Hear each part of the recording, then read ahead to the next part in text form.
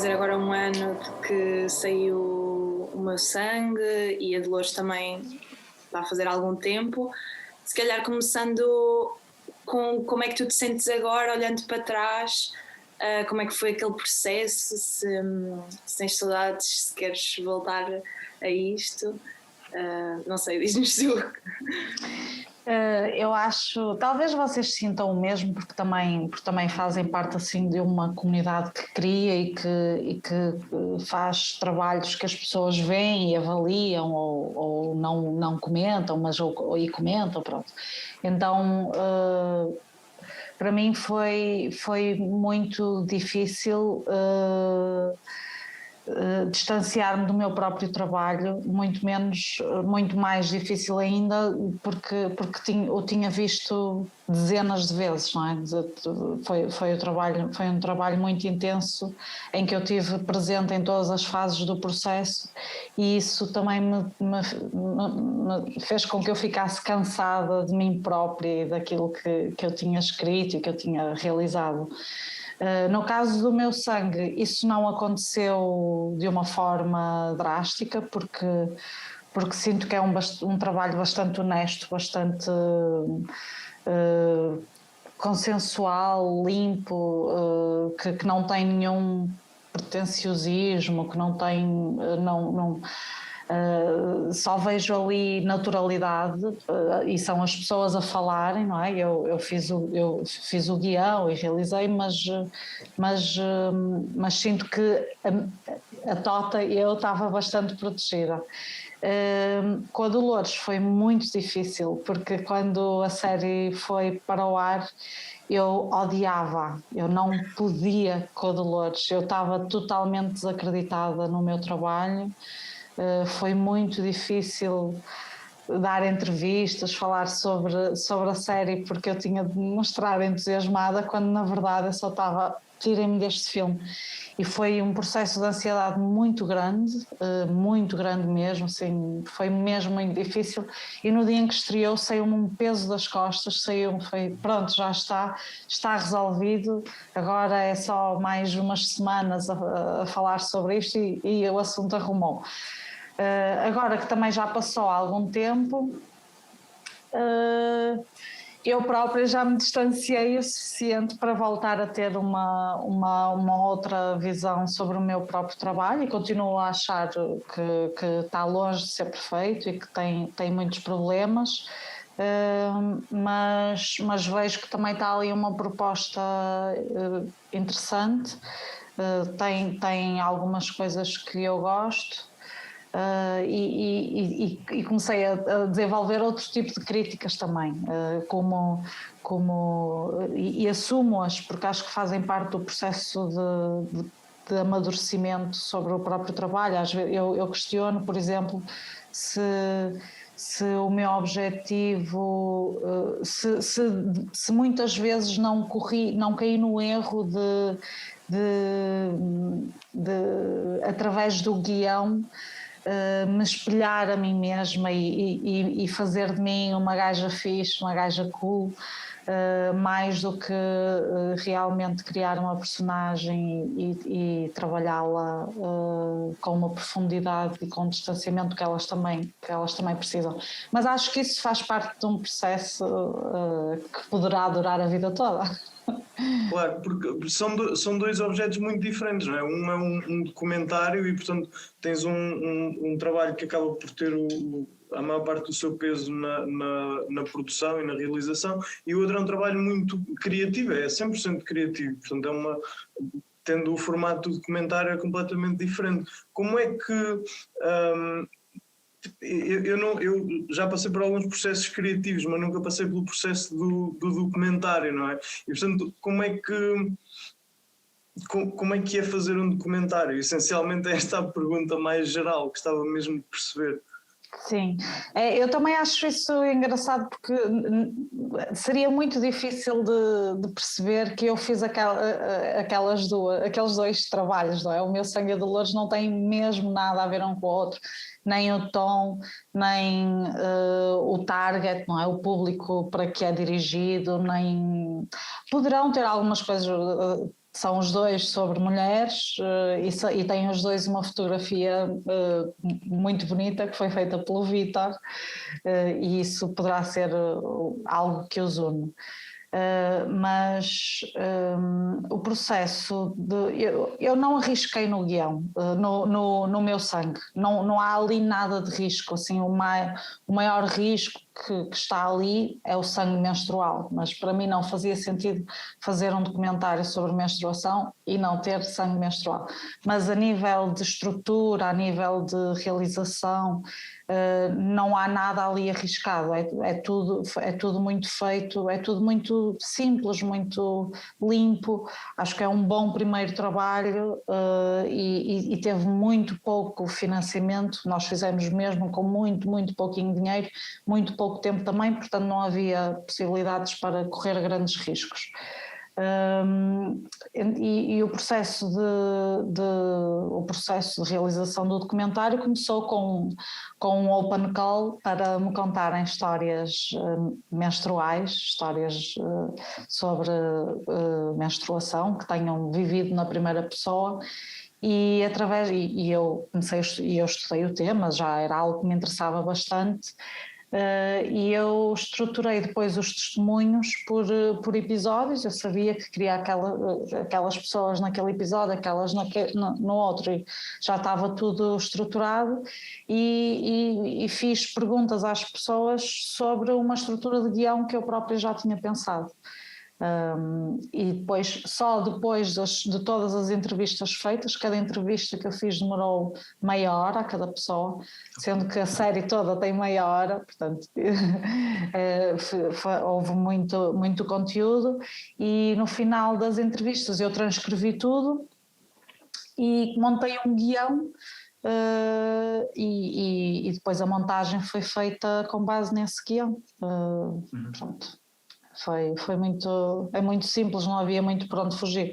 Pronto, a Dolores foi um processo muito mais intenso, porque envolve a criação de música, de guarda-roupa, de uma estética, de fazer casting, pronto, assim, muito claro. Mais complicado. Mas eu sinto muito, embora eu tenha tido uma dificuldade muito grande em gerir emocionalmente a Dolores, eu sinto muito mais confortável com o formato de ficção. Acho que acaba por ser mais honesto, porque vejo muitos documentários e é muito difícil. Eu tendo a criticar muito os documentários. Claro, porque os próprios documentários acabam por ser uma história, não é? Mas o que eu acho que é de particular interesse foi a forma como arranjaste uma estrutura ou conteúdo para o documentário, que é pedir histórias de várias pessoas, e portanto acaba por ser sempre um documentário de experiências, e isso é uma forma, como dizer, mais ou menos documental de fazer um documentário, mas muito mais... contribui muito mais para o produto final, sinto. Sim, eu acho que este documentário tem algo em particular, que é um documentário sobre a menstruação. A personagem principal, por muito que haja aquelas pessoas todas a falar, a personagem principal é o sangue menstrual, é o período, e isso faz com que eu me sinta bastante apaziguada com o facto daquelas pessoas todas aparecerem. A mim questiono muito nos documentários, assim, enquanto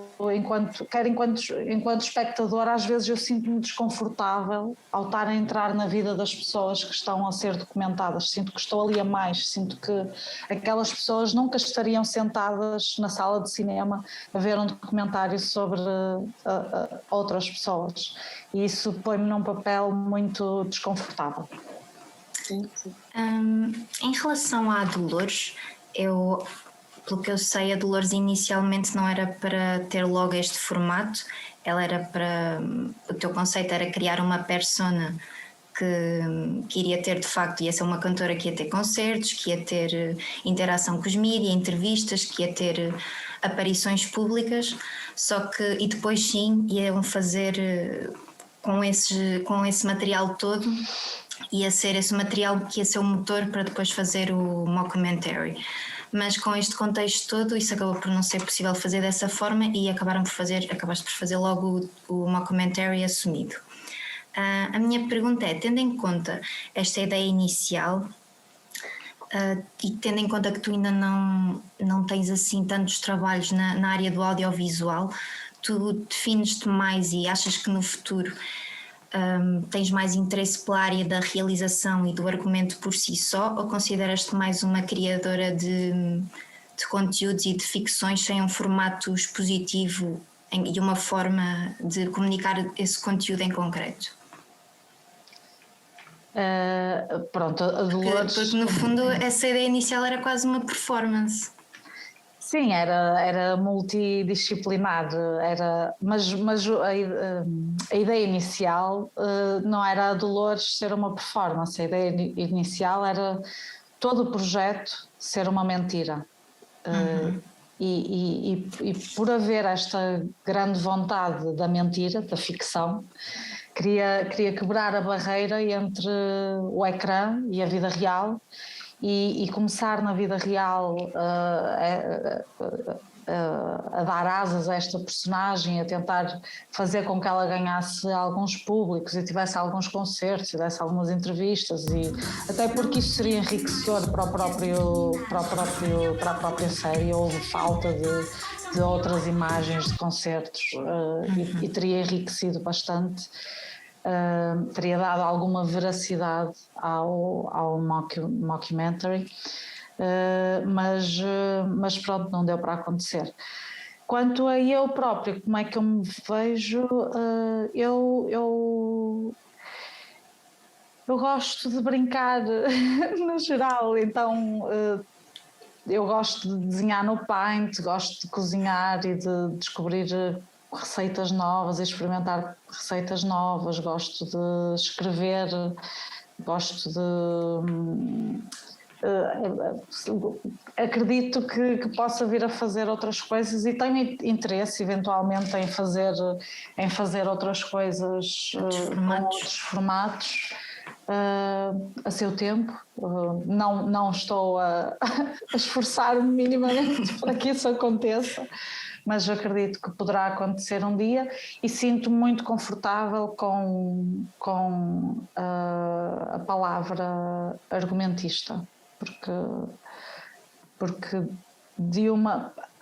poderia ser escritora também, mas acho que é algo mais versátil, porque dá, ou copy, não é? Copywriter também dá, porque depois eu aplico esta forma de contar histórias noutras vertentes na vida, e numa vertente profissional que nem sequer está ligada ao audiovisual também o faço.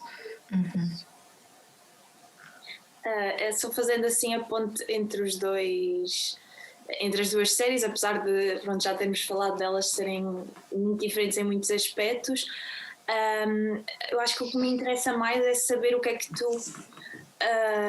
quais foram os principais desafios que tu encontraste em cada uma delas que não estavas à espera, ou que foi assim o que te desafiou mais naquele formato, quer seja ficção, quer seja a nível documental.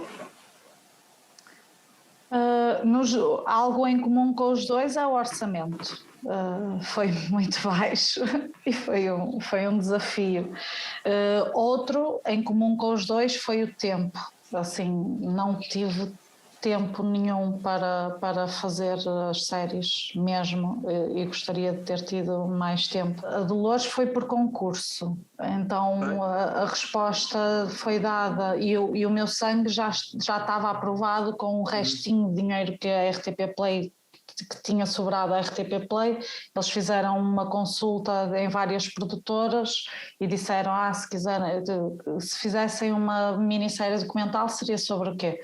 E a Videolotion apresentou várias ideias, e uma das ideias foi a minha, e outras produtoras apresentaram outras, e a RTP acabou por escolher o meu sangue.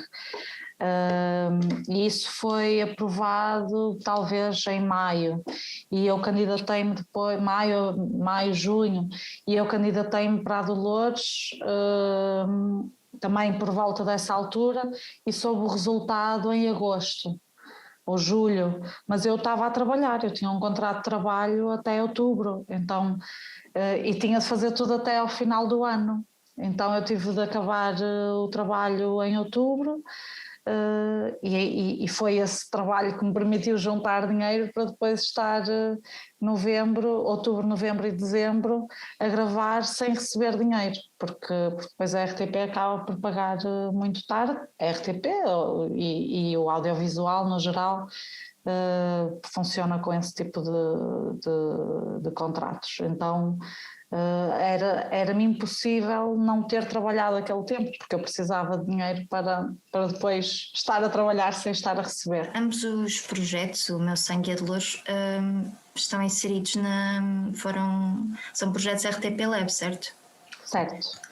Se eles não tivessem ido por esse caminho, se não tivessem sido aceitos e a RTP não tivesse esse interesse, quais seriam outros caminhos alternativos para financiamento e para a edição e distribuição de projetos como esses? Existe terreno fértil em Portugal para a produção e divulgação de trabalhos como estes? Ou seja, havia um plano B caso a RTP não tivesse tido interesse nestes dois formatos? Eu não tinha plano B porque foi tudo bastante orgânico. Na verdade, eu não escrevia Dolores para a RTP Play, eu já tinha a Dolores escrita e foi tipo, olha, vou aqui experimentar. E o Meu Sangue também era uma ideia que eu já tinha há muito tempo, então, e pronto, foi tudo, não pensei sequer, mas acho que poderiam existir outras possibilidades. Existe o canal direto, não é? As pessoas podem ir diretamente ir ao encontro dos canais, e existem alguns canais que têm algum financiamento para produções, o canal Q, o canal 180, talvez uma SIC Radical, talvez uma Fox, talvez um AXN, não sei, estou aqui em brainstorming convosco, mas acredito que talvez houvesse outros locais para onde enviar estas propostas.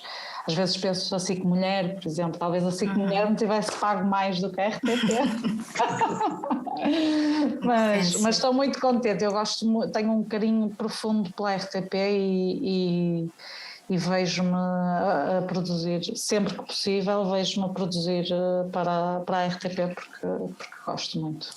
E o Meu Sangue está inserido de alguma forma em algum veículo de distribuição escolar, em contexto escolar, porque ele tem uma vertente bastante pedagógica, não sei se está ou se é pensado estar, não sei se essa abordagem é fácil sequer.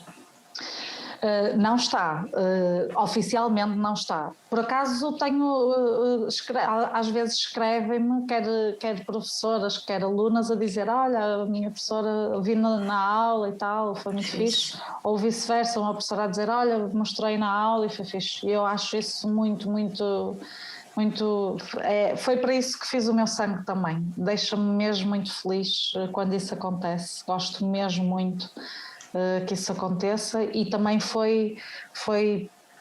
tentei criar algo super unânime, super consensual, embora polémico em algumas questões, mas assim com uma linguagem muito mainstream, podemos lhe chamar assim, para poder ser possível de existir nas aulas ou para ser visto em família, quer por avós, quer por filhas, pronto. Sim, acho que comunica de uma forma muito fácil e é um pedagógico assim pouco impositivo, que por isso eu gostava de pensar que para essas idades até devia funcionar muito bem, para as idades do básico e assim. Sim, também acho.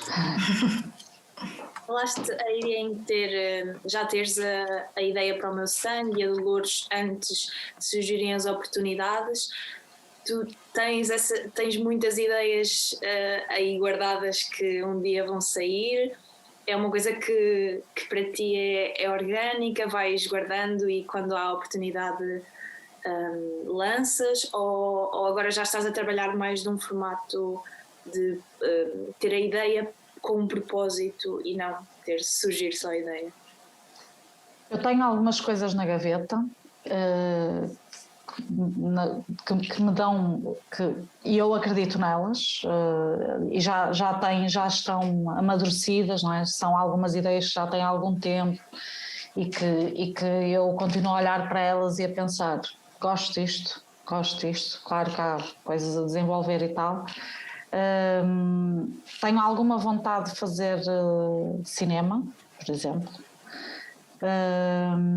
Mas também tenho muita vontade de fazer televisão real e tenho ideias para ambos.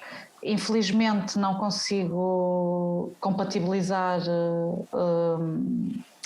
vida, trabalho e candidaturas e guiões e moodboards, e é muito, acaba por ser pesado e estou numa fase da vida muito intensa de trabalho, então tem-me sido difícil compatibilizar. Acho que esse é um grande obstáculo para mim, para que me consiga inserir no meio, mas também não posso estar sem trabalhar, não é? Então estou pacificamente a acreditar que um dia vai acontecer.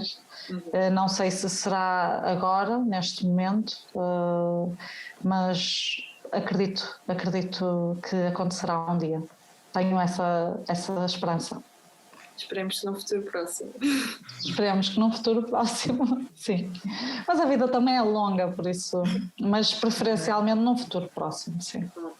Gostaria muito de viver disto, de conseguir viver das minhas criações e de transformar em imagens o que escrevo.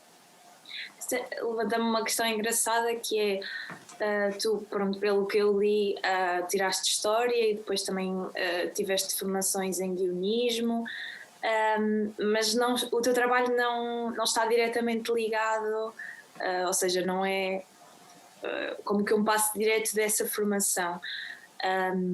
E acho curioso como é que a vida te foi empurrando para outros caminhos e como é que isso também moldou a tua forma de pensar nessas áreas que tu gostavas e de como poder aplicá-las na tua vida. Sim, eu sempre tive muitos trabalhos, já tive muitos trabalhos, já desde limpar casas a vender roupa em lojas. Mas assim, o trabalho que eu tive durante mais tempo foi o de cozinheira. E foi num momento de ruptura com a vida que tinha enquanto cozinheira que decidi vir para Lisboa estudar escrita para cinema e televisão. Acho que a história vai muito ao encontro desta minha vontade pela escrita. Eu estudei História, ainda não sabia, na altura achava que queria ser professora de História, mas depois apercebi-me que eu jamais iria ensinar às pessoas aquilo que existe nos currículos para ser ensinado.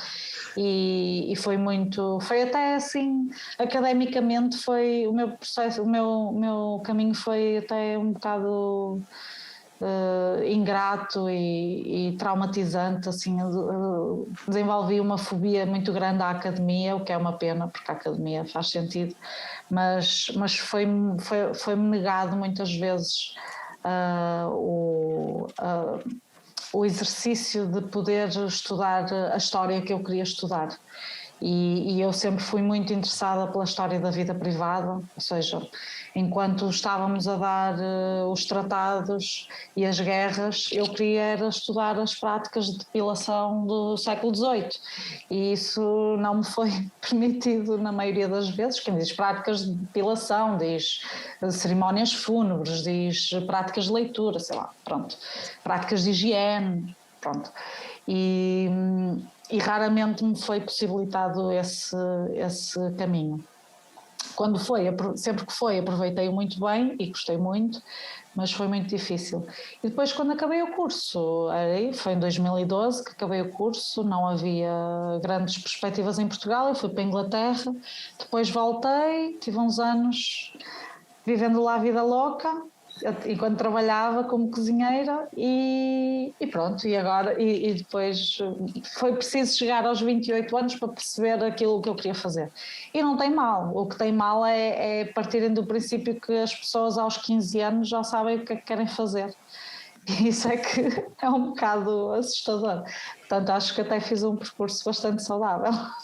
Sim, sim. E acredito que tenha sido muito bom para o teu crescimento a diversos níveis, porque contactaste com outras realidades, com uma grande variedade de coisas que eu acho que são sempre enriquecedoras quer para o processo de crescimento pessoal, quer depois também no que nós vamos fazer no trabalho, qualquer que ele seja, ainda mais fazendo, estando tão relacionado com a escrita, acredito que isso também facilite e te ajuda a ter ideias.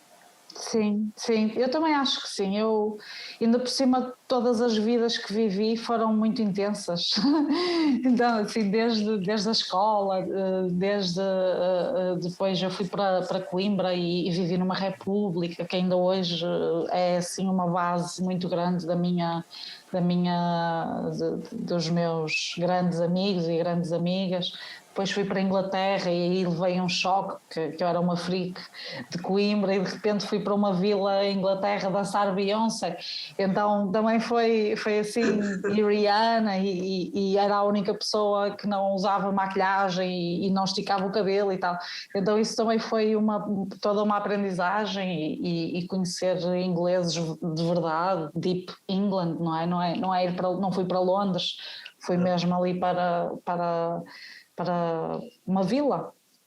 E também foi muito intenso. Depois voltei ao Porto e foi a felicidade máxima, e viver no Porto, porque eu tinha vivido em Rio Tinto, não é? Então fui viver para o Porto e pronto. E agora aqui estou em Lisboa e a vida também é intensa. E gostas de Lisboa? Gosto. Eu ia agora perguntar-te, voltando outra vez à tua produção audiovisual, quando tu tens uma ideia inicial, eu acho que nos dois, tanto no Meu Sangue como na Dolores, se percebe claramente uma intencionalidade do conteúdo, das temáticas que abordas. Eu queria perguntar se tu, quando tens a ideia inicial, se ela parte sempre muito mais do conteúdo do que de um conceito estético, ou se também tens preocupações nesse sentido, porque muitas vezes neste tipo de conteúdos há muito a forma versus conteúdo. E depois há realizadores que têm essa distribuição do peso que dão a cada uma de diferentes formas. Queria perguntar como é que tu avalias isso para ti, se para ti a ideia inicial parte sempre muito mais do conteúdo do que da estética, ou se tens igual ponderação e preocupação. Para mim a ideia inicial, parte sempre de uma história. Eu tenho assim muitas mini histórias escritas, pequenas sinopses, basicamente. Tenho muitas, gosto muito daquilo que eu chamo mini contos infelizes ou descontos, vou-lhe chamando vários nomes. Vou-lhe chamando vários nomes e eu tenho muitas histórias dessas. Algumas, a grande maioria, vive por si só naquele formato, que é um formato de 5 linhas, 6 linhas e vive assim daquela maneira. Mas há outras que eu penso, gostava de escarafunchar mais isto, gostava de aprofundar isto. A Dolores, desde o início,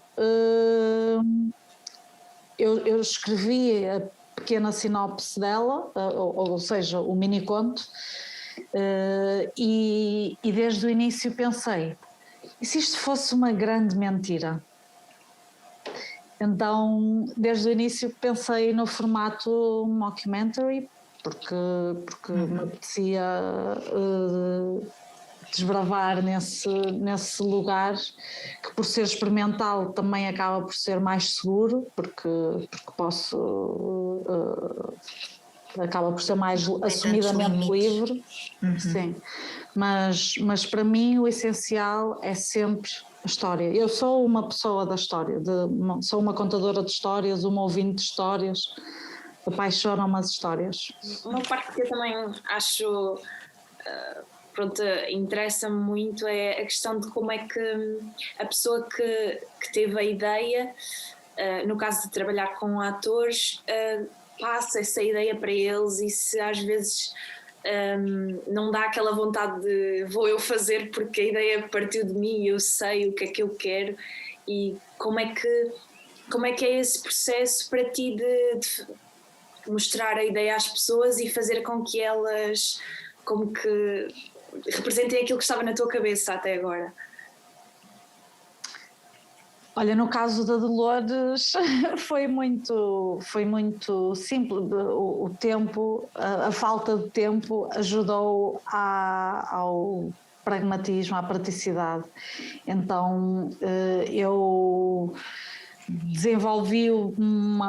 eu adotei uma técnica com os atores. A maioria, alguns deles, metade dos atores da Dolores são não atores, não são atores profissionais. A maioria, na verdade.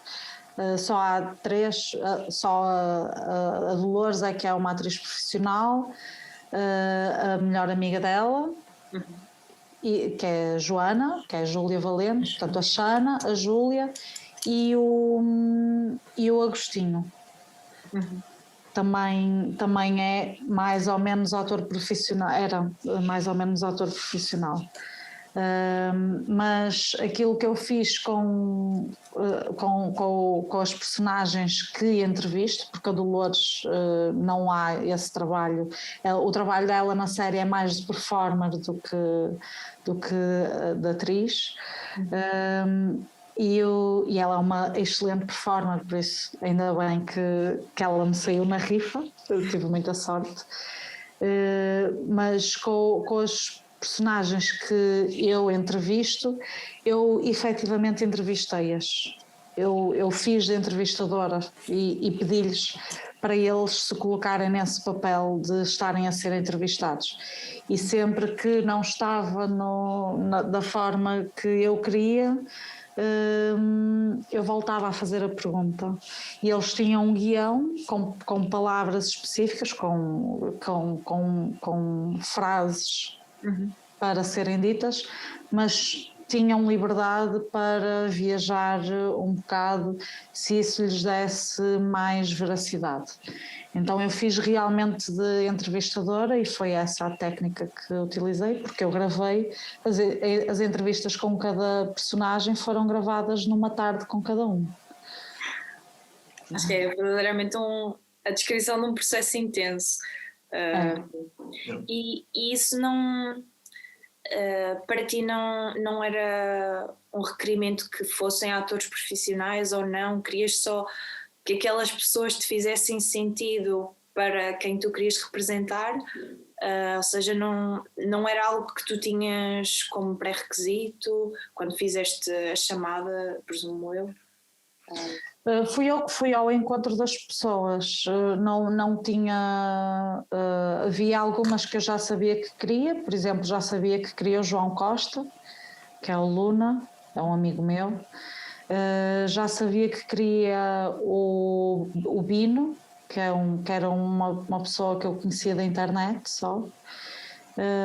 E depois faltava-me a Joana e o Jaime, e eu aí recorri a uma agência no Porto e encontrei-os, e também me satisfizeram logo.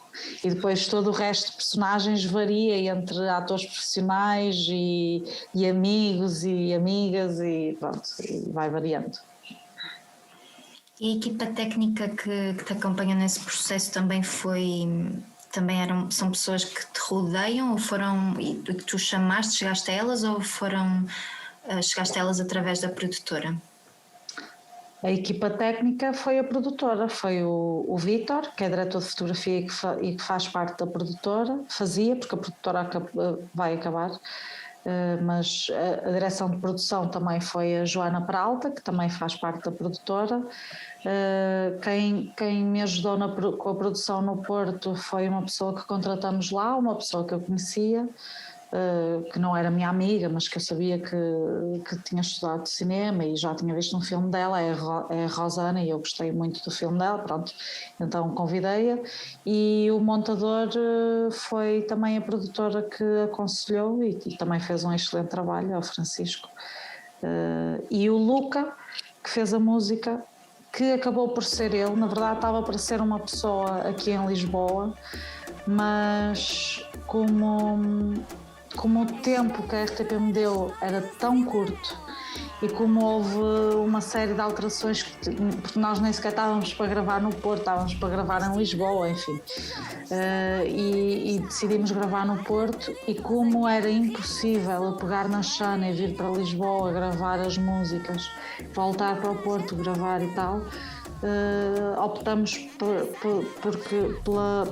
por uma produção totalmente feita no Porto, para que houvesse um contacto direto e constante entre eu, o Luca, que fez a produção das músicas, e a Dolores para fazer os videoclipes. A Dolores, a Xana. Sim. Eu sinto que há, direto ou indiretamente, no teu trabalho um tema que é recorrente, que é recorrente e que está muito presente, que tem que ver com o papel do feminino e com o papel da mulher na sociedade.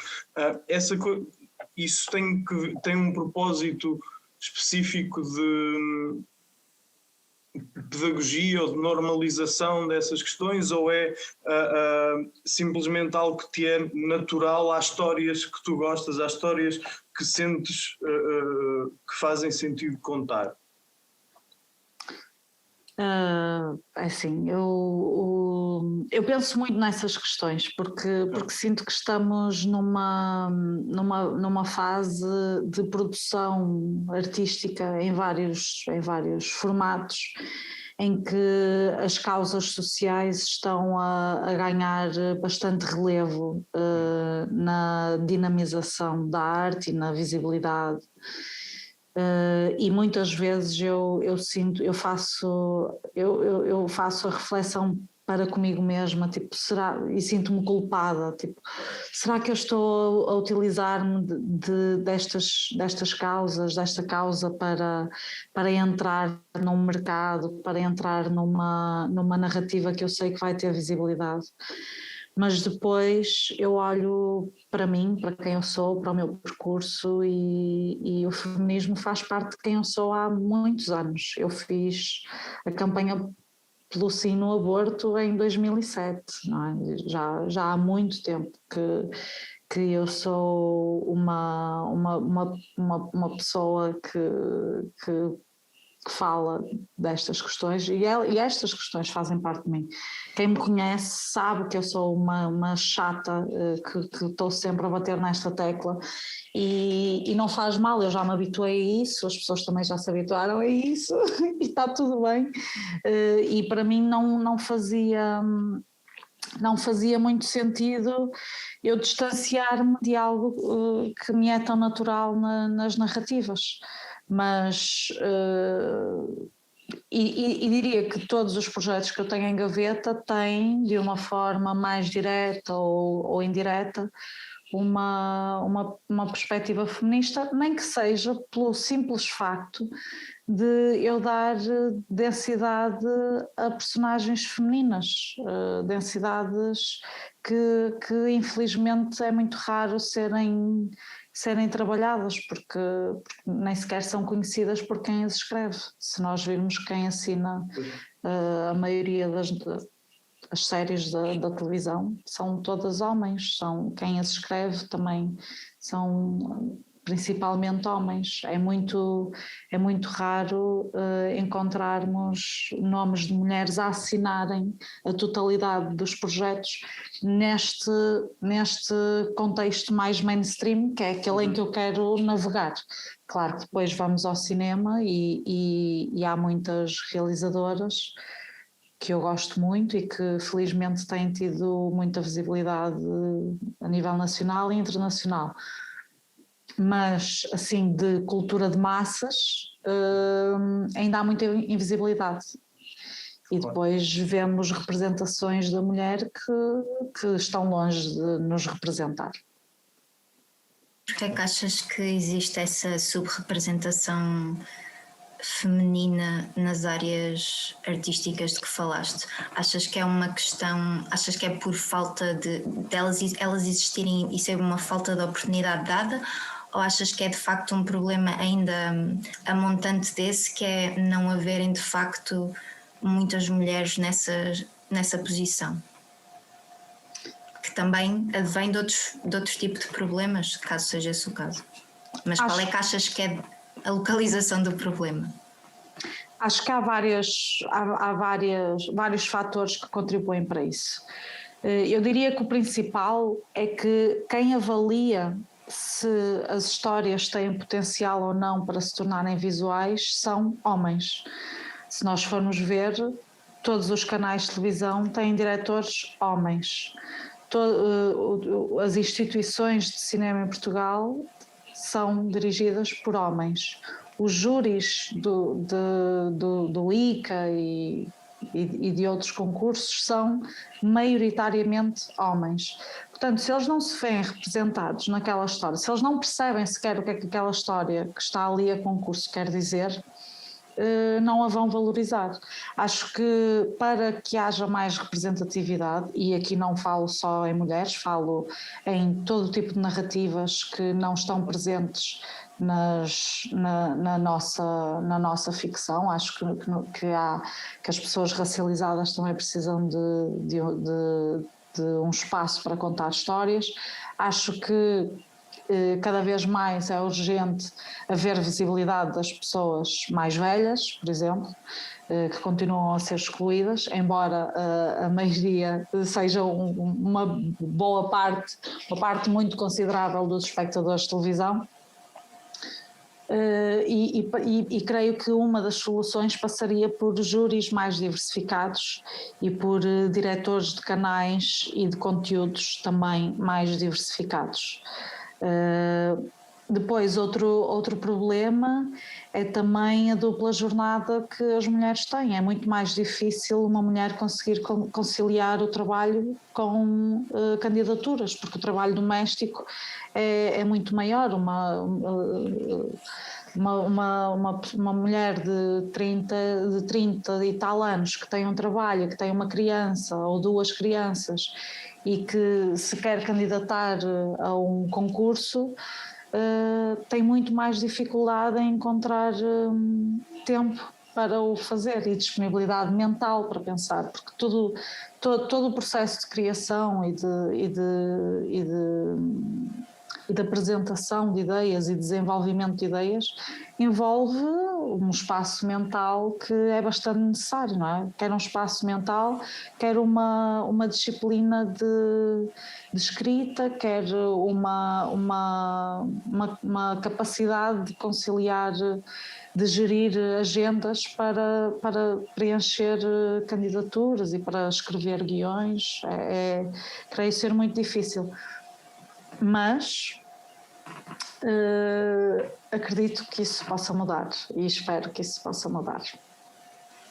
Certo. Pensando só no que estavas a falar de ainda haver muitos grupos, digamos assim, de pessoas cujas histórias não estão a ser contadas, não estão a ter a visibilidade que se calhar uma população, digamos, de homens brancos se calhar tem muito mais visibilidade. Eu acho que a minha questão é se tu sentes que existe alguma barreira para ti em representar outras realidades que não a tua, ou seja, se sentes que as histórias devem ser representadas por quem diretamente está relacionada com elas, para poder ter para poder ser algo honesto e algo que vem de dentro, ou se para ti estarias confortável em representar outro tipo de realidades para que elas estivessem visíveis? Não, eu não acho que tenha de haver um critério para a criação de histórias. As pessoas devem escrever sobre aquilo que lhes apetece, mas acho que depois a falta de representatividade faz com que as histórias sejam deturpadas, não é? Para mim é muito difícil olhar para a televisão e ver as personagens brasileiras a serem representadas sempre da mesma forma. E isso é muito grave. E é claramente escrito por um homem, claramente a perpetuar preconceitos, claramente a ser cúmplice de opressões que depois são cotidianas na vida das pessoas. A mim custa muito ver as pessoas racializadas a serem também sempre representadas da mesma forma. E isso é muito complicado, ou até mesmo depois a sociedade também se habitua a narrativas com um olhar que não é o delas mesmo, e nós vemos isso no cinema. Há um fetichismo pela violação, por exemplo, há um fetichismo pelo tráfico de mulheres, há assim uma série de narrativas que são sobre mulheres e que são contadas por homens, em que depois a falta de empatia para com a personagem das mulheres é tão grande, em que depois o herói da história acaba sempre por ser um homem. Não, quer dizer, um filme sobre tráfico de mulheres e o herói da história é um homem. Porquê? Sabe? Qual é a necessidade? E existe isso em muitos casos, em muitos filmes, mesmo filmes que até são independentes e que nós até consideramos bons, mas falta-nos assim um sentido. Porque estamos muito habituadas a ver sempre o mesmo olhar. Porque é exatamente isso, não é? Uma pescadinha de rabo na boca. Aquilo que é produzido tem uma visão e normaliza uma visão perante a sociedade, e essa visão acaba por ser perpetuada e é só um loop infinito da mesma coisa, ou das mesmas visões e das mesmas histórias, no fundo, ou dos mesmos pontos de vista de história.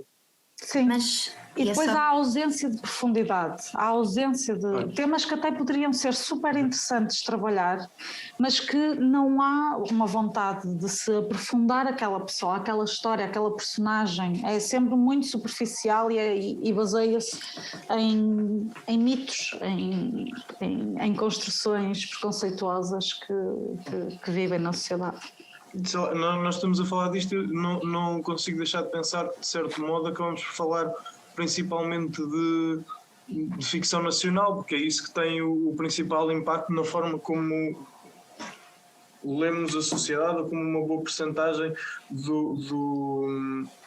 da população acaba por ler a sociedade. Tanto que nós vamos encontrar uma história sobre uma empresa com 4 administradores nas telenovelas, por exemplo, E ao pequeno almoço há sumo de laranja e bolo e croissants. Exatamente. Sim, e eventualmente até poderá ser uma mulher administradora e ela é amada fita e vai acabar por matar não sei quem e pronto. Está pronto. Esta novela está a acontecer neste momento. Em vários canais. Pronto, mas eu acho que a questão, embora existam claramente mil e uma razões para que funcione como funciona, a principal razão, penso eu, terá que ver, ou poderá ter que ver, com a forma como essas produções audiovisuais correm, no fundo. Ou o seu objetivo enquanto conteúdo. Olha, ainda ontem eu tive uma longa conversa sobre este assunto. O objetivo principal da SIC e da TVI é única e exclusivamente fazer lucro, não é? Pois. Ter espectadores para fazer lucro. e sabem que há um formato que funciona. Portanto, Claro. toda a gente sabe que a seguir ao telejornal vai dar uma novela, pronto. E há um formato que funciona, tal como há um formato numa novela que funciona, que são as histórias clássicas, que é uma pessoa gosta da outra, mas a outra é casada, está comprometida, mas a outra fica grávida, pronto. Há uma série de tempestades dramáticas standardizadas que se vão reproduzindo de muitas formas diferentes. Eu acho que há muitos bons argumentistas também nas novelas e que têm uma grande dificuldade, que é dizer tudo, porque nas novelas uma regra básica do cinema, que é o show not tell, é impossível de acontecer. Aquilo que tu vês é que tudo é dito, que é, portanto, sei lá, pronto, porque é a forma mais barata de se produzir conteúdo e que torna tudo mais rápido e que condiciona as pessoas a um espaço de um estúdio que tem alguns decors e que não tem grandes riscos, pronto. Agora, se eu acho que isso é uma boa estratégia, não. Eu acho que a SIC e a TVI deveriam abrir a pestana rapidamente, porque os públicos estão a mudar, e estão a mudar muito rápido, e as plataformas de streaming vieram trazer uma concorrência que é bastante, que tem uma qualidade muito grande e que tem uma facilidade muito grande de ser acedida, porque as pessoas não têm de esperar pelo dia seguinte, nem sequer têm de carregar no botão, aquilo automaticamente vai para o próximo episódio. E as crianças, no outro dia tive cá crianças, filhas de amigas minhas, e elas não pedem para ver televisão, elas pedem para ver o tablet. Claro. Ninguém, a televisão deixou de ter a importância que tinha.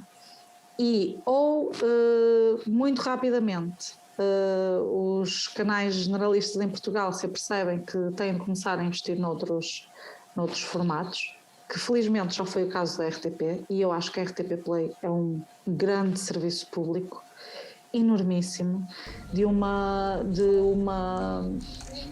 acessibilidade muito boa, gratuita, com bom conteúdo, que podemos ver desde notícias a podcasts, a séries de 10 minutos ou a séries de meia hora, séries francesas ou mais filmes, uma programação muito boa, que está muito preocupada com a criação de público, com a educação de público, pedagogia.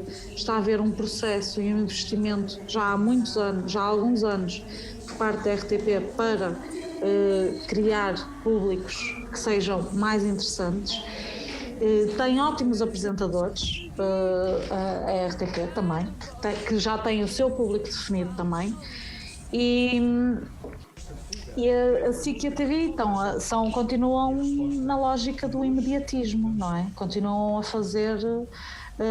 fazer produções para o agora e esquecem-se que as pessoas que assistem às novelas, muitas estão inevitavelmente a morrer, porque é isso que acontece a todos os seres humanos ao longo da vida, chega a uma altura em que morrem. E pronto, e espero não estar enganada, mas eu acredito que a RTP num médio prazo vai surpreender a nível de espectadores e de espectadoras. Mas atenção, a SIC, eu achei, por exemplo, a Esperança não vi tudo, mas achei que estava bem feito, achei que estava muito bem escrito, achei que era achei que era um ar fresco bom da SIC, por exemplo. Acho que cada vez mais a nossa realidade vai tender um bocadinho mais para as plataformas e a fugir da televisão, porque lá está, o pouco que conseguimos encontrar na televisão com que se calhar nos identificamos está muito restringido a certos canais e a certos tipos de programa. Pegando nisso, falaste de querer muito produzir conteúdo para a televisão e falaste também do cinema, mas não sentes uma descrença no futuro da televisão e de como é que a produção audiovisual se vai manter, digamos que viva, sendo que estamos a caminhar muito para estas plataformas, apesar de estarmos a adaptar-nos, ou achas que isto vai ser sempre um ciclo, vai sempre haver pessoas muito para as plataformas e pessoas muito para a televisão? Eu acho que é bastante híbrido.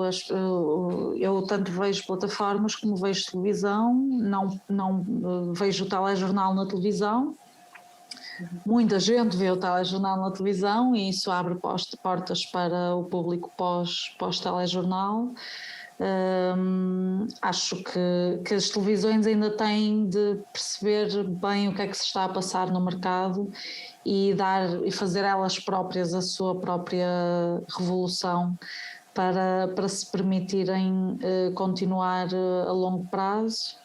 Mas só o tempo dirá o que vai acontecer. Eu acredito no formato da televisão. Eu acho que a diferença entre a televisão, um telemóvel, um computador ou uma tela de cinema é precisamente isso, é o dispositivo.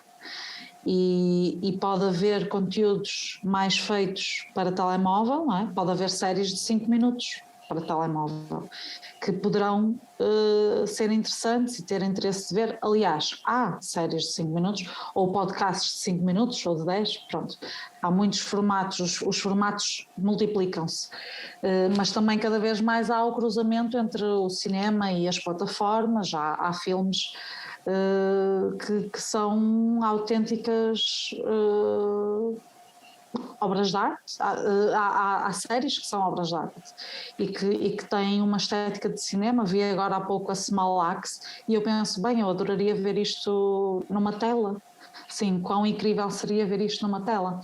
E quando eu digo que gostava que tenho, um dos projetos que tenho é para cinema, é isso, é porque o cuidado estético que eu vejo a ser adaptado a esta história é uma estética de cinema, pede uma tela, pede uma imagem grande e um silêncio no escuro, uma sensibilidade, uma dedicação àquilo que se está a ver. Porque depois também é isso, as novelas são algo que estão ali a dar enquanto uma pessoa está a fazer scroll no telemóvel. Pronto. Desculpa, então é muito uma questão de atenção, não é? Quanto mais pequeno o ecrã, mais atenção ele tem que te chamar. O teu telemóvel está sempre com o ecrã desligado e portanto ele arranja maneiras de chamar a atenção e faz barulhos e treme e acende a luz para tu lhe prestares atenção. A televisão tu tens-la pousada na sala, ela está ligada e então ela faz ou mais barulho ou apresenta-te histórias mais ou menos chamadoras de atenção. E o cinema é diferente. O cinema sabe que tu estás ali no escuro, sentadinho, e portanto não precisa de chamar a atenção, só precisa de te contar uma história. E eu acho que terá eventualmente que ver com isso, no geral, a forma como os mídias funcionam hoje em dia. É uma economia de atenção. Todo o tempo em que eu estou a olhar para um ecrã é tempo de lucro para quem está atrás desse ecrã. E portanto o objetivo é sempre puxar só os nossos olhos e o cérebro que está atrás deles. Não penso que seja muito mais que isso. E é claro que existe espaço para podermos ter conteúdo que não é os olhos que nos chama, mas nós temos sempre muito conteúdo a entrar-nos pelos olhos. Mais às vezes. Bem, se calhar agradecemos à Tota. Obrigada pelo teu tempo e a tua disponibilidade. Foi muito fixe falar contigo e descobrir mais sobre a tua vida e o teu percurso. Obrigada eu pelo convite. Espero que tenha ido ao encontro do que vocês estavam à espera. Pronto, é sempre um gosto dar assim, falar assim com pessoas fixes como vocês. E ainda bem que vamos terminar porque eu estou à rasquinha para fazer xixi.